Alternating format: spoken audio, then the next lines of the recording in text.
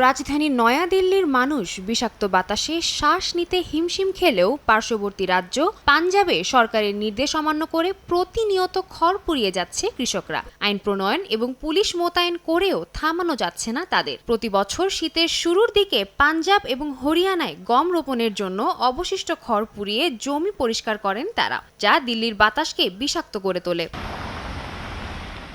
এ বছরও এর ব্যতিক্রম ঘটেনি। বিগত কয়েক সপ্তাহ ধরে দিল্লির বাতাসে দূষণের মান বেড়েই চলেছে। অনেক বাসিন্দাই শ্বাসকষ্ট এবং নানা ধরনের ফুসফুসের রোগের মুখোমুখি হচ্ছেন। শিক্ষা প্রতিষ্ঠান, অফিস আদালত বন্ধ করেও বিশেষ লাভ হচ্ছে না বলে দাবি বাসিন্দাদের। তাদের অভিযোগ, ঘরে বসে থেকে হাঁপিয়ে উঠেছেন তারা।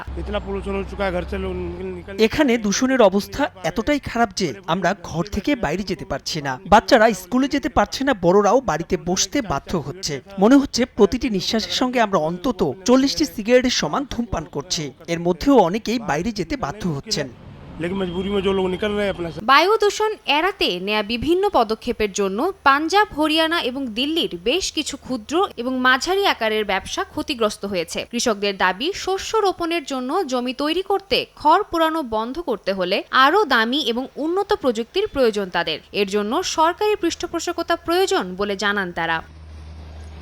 সাদিয়া তাসনিম, সময় সংবাদ।